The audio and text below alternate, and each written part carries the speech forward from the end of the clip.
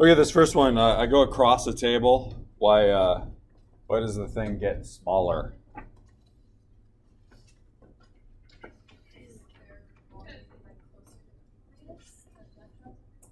Yeah, the question is why are they closer to the nucleus?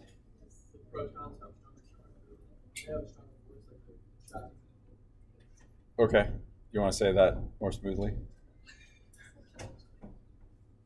What's happening as I move across the periodic table to protons?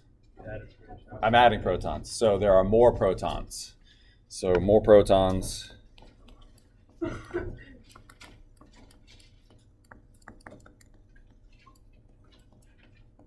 Essentially just like a gravitational pull. No, it's electric field, but yeah, just electric field. So we have to talk about one more thing though, because when I go from say neon to sodium, I did add another proton, but the thing got bigger.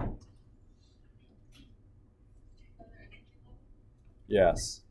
Added more protons, pulling those electrons, and electrons are added to the same energy level. So as I'm going across from like lithium to beryllium to boron, all of those are being put into the same second energy level. They're not getting any further away from the nucleus by placement, but the nucleus is getting more powerful. So it's pulling all of that in. So why does it increase as you move down a column?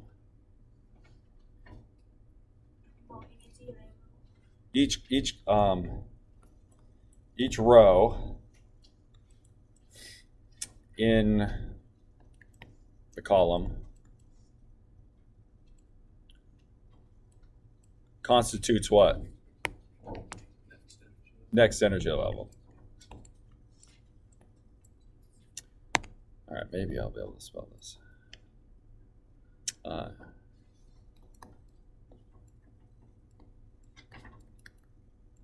So it's a new energy level, but tell me about the next energy level that's been added.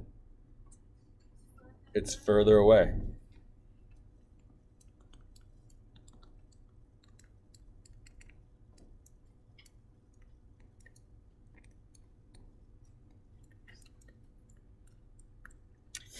So as I move across the periodic table, I keep putting electrons basically in the same distance away from the nucleus, but the nucleus keeps getting stronger.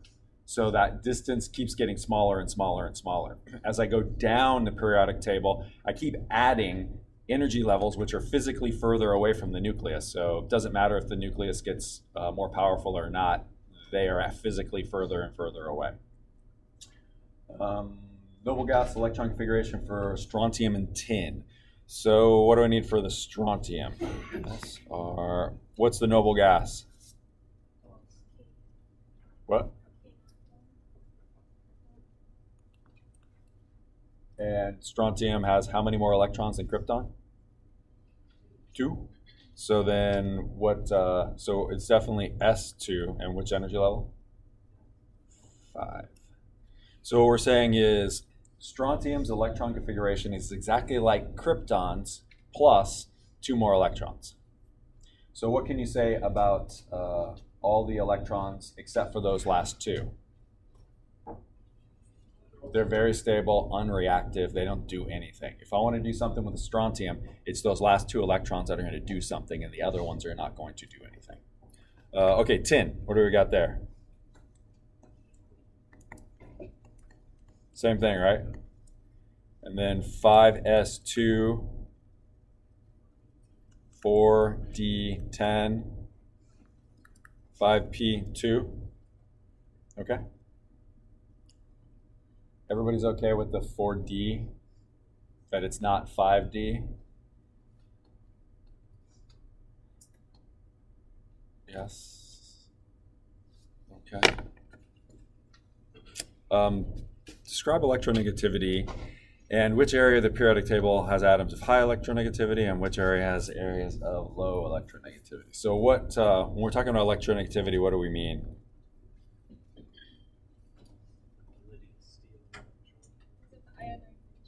No, that's something different. That's kind of the opposite, actually. Say again? That's a little different. It's what Eric has up here, which is we just make it simple and say ability of atom to pull an electron. So if I've got if I make myself a little periodic table here. So what area has high electronegativity?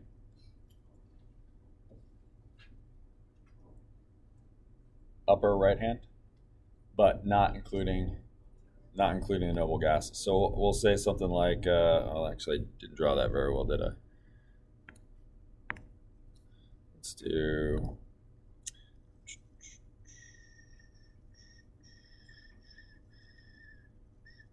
something like that. That's better. So I'll put a line right here for the noble gases, and then we'll say that this area right here, that's high electronegativity. And then this area down here, low electronegativity. Those atoms down there, they're really big and they're trying to get rid of an electron. So they're not going to be able to pull electrons very well. Where the ones in the upper right-hand corner, those want an electron and they're small. So the smallness allows them to, that means their nucleus is going to be very close to those electrons, so they'll be able to pull really hard. So why is the potassium and why are the bromine, why are those guys very reactive?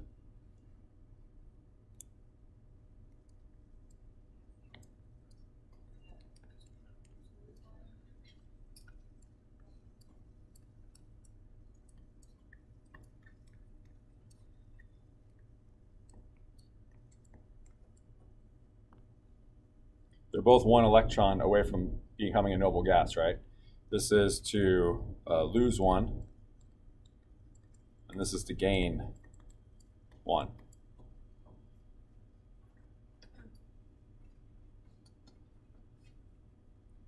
So any of the elements that only need to do one thing, they're going to be much more reactive than an element that needs to do many things. Like we talked about trying to get rid of 3 kittens, not as easy as getting rid of 1. Okay, let's do some balancing here. What do we want to do with the first one? How do you start it? What would you start doing first?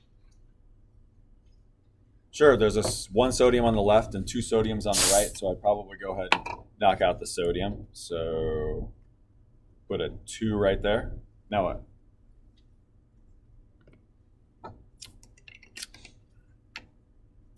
So you can make this a little bit quicker. If there's a polyatomic ion on both sides of the chemical equation, the same polyatomic ion, you can treat that polyatomic ion as one object instead of counting all the atoms inside of there. So up here, the first thing I have is sodium nitrate. How many nitrates are there now? 2. There's 2 nitrates, right? There's 2 sodiums, and then there's 2 NO3s because there's 2 NaNO3s. We good with that? How about this? What does this 2 mean? There are 2 actual NaNO3s, right? So how many NAs are there? There's 2 NAs right there, and there are 2 NO3s right there. Good with that?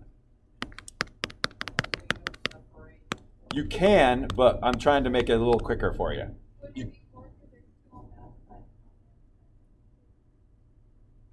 No. There's only this 2 right here means 2 of everything that comes after it.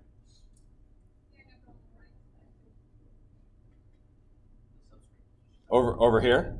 Yeah, I got that. We're getting there. So absolutely not. The barrier is I'm trying to match everything that's over here with everything that's over here. So initially what I need to do is find out how many I have on one side and then make sure it's the same on the other side. So how many of these nitrates do I have on the left-hand side? Everybody's good with there being 2. After I put that 2 coefficient there, now I have 2 nitrates there. How many do I have on the right-hand side, Destiny? There's 2 there. I am done with the nitrates. There are 2 on each side. So I just took care of balancing my nitrogens and some of my oxygens already. This will make the rest of it easier. Go ahead. No. If there was a 2 right here, there would be 4, but there's nothing right here, which means it's a 1, which means there's only 1 of these leads, and there are 2 of those nitrates. It does apply to inside the parentheses, but there's only 2 of them. This means there's 2 of those, and there's only 1 of these molecules. So I've only got 2 total on the right-hand side. How many leads do I have? I just have 1 on each side, right? And then how many of the oxygens do I have left over? Just 1 more, right? So we're finished. All I needed to do was put a 2 on that first one, and I was finished with this. Everybody good with that? All right. Next one. What do you want to do first? Sure. So there's 2 silvers on the right. There's 1 on the left. So I'm going to put a 2 right here, and now my silvers are balanced. This is going to be back and forth, isn't it? Okay. So what's the problem with this one? Why is this one a little confusing or a little bit more difficult? There's an odd number on the right-hand side for the iodines. There's an I3. So that's going to be problematic because the I's over here are odd and the silvers here are even, and on this side they're connected to each other. So you're going to jump back and forth unless you just nip it in the bud, which, how do you do that? Right off the bat, just throw a 2 there, and now it's even on both sides. So since I put a 2 in front of that, how many iodides do I have? 6. So now I need to put a 6 in front of this silver iodide.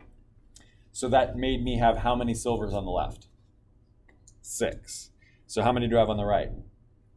Just 2. So if I put a 3 right here, now my silvers are balanced. When I did this, did I fix anything else without even trying? My irons and my carbonates both got fixed without me having to balance them out. As soon as I put this 2 right here, there are 2 irons, which matched out those 2 irons right there. And then as soon as I put this 3 right here for this carbonate, that matched out with that 3 right there for that carbonate.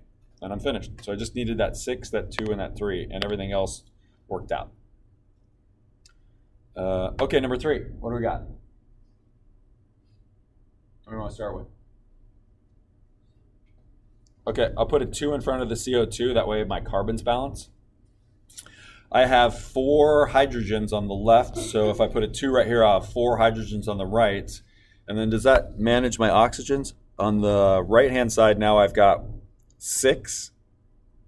We okay with that? Everybody okay with me with this current state? I've got 6 oxygens on the right side. 2 carbon dioxides, each have 2, and then the water, 2 waters gives me 2 more, so 6 total. And so on the left-hand side, right now, all I have is what? 4. And so if I put a 2 right here, that gives me 2 more oxygens, and now it's balanced.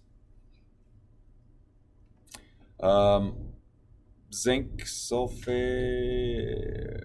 Oh, this one was exceedingly easy, was it not? It's already balanced. There's 1 zinc on each side. There's 1 sulfate on each side. There's 1 carbonate on each side. And there's 2 lithiums on each side. So that was easy. Next one. Looks like the vanadiums are already balanced. I have 5 oxygens on the left. I've got 5 sulfurs on the right. So these 5 sulfurs here, I could put a 5 right here. And if I put that 5 right there, then my sulfurs are balanced. And now I can move on to my calciums. So I just made 5 calciums on the left. So if I put a 5 right here, now my calciums are balanced. And then when I did that, that gave me 5 oxygens on the right, which balanced out with my 5 oxygens on the left. So that's all I needed for that one. I think the next one is also already done, right? There's 1 manganese on each side. There are 2 nitrates on each side. There's 1 beryllium on each side. And there are 2 chlorines on each side. So that one's already finished. Next one. What do you want to do first? silver. So I have 3 silver on the right. So if I put a 3 in front of the silver bromide, the silvers are balanced. And that actually fixed something right off the bat for me. What did it fix? My bromides. Now I have 3 bromides on the left to match the 3 I already had on the right. I've got 1 gallium on the left and on the right, and I have 1 phosphate on each side. So all I needed was that 3. Okay, the next one, that's sulfuric acid. Let's see, my hydrogens are balanced. My sulfates are not balanced. So I have 3 sulfates on the right-hand side. So let's go ahead and start with putting 3 sulfates on the left-hand side. So if I do that, then how many... No, that's not going to work out, is it? Let's erase that. I'm erasing that because I see 2 borons on the right and I only have 1 on the left. So I'm going to need to at least start off with 2 borons right there. So if I take these 2 borons and put them right there, then I match up with these 2 borons here. And, oh, I guess that's okay. That didn't mess anything up. So 3 sulfurs here, they're sulfates. I'll put that 3 back. So I have 3 sulfates on both sides. How many hydrogens do I have on this side? There's 6 right here, because I have 3 sulfuric acids, and then over here I've got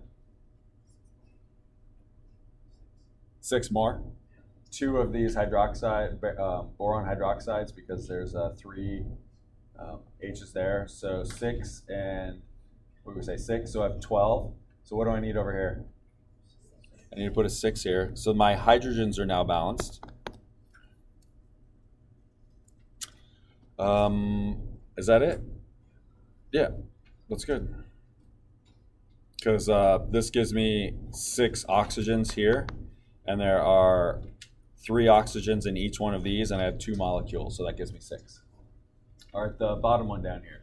I've got 8 sulfurs, and on the other side I have 1, so I'll put an 8 right there. That gives me 16 oxygens, so then I could put an 8 right there, and I'm done. And then the last one, there are 2 nitrates here, so I'm going to put a 2 here to balance out my nitrates, which means I need to put a 2 for that silver, and I'm finished. That one's done. Okay.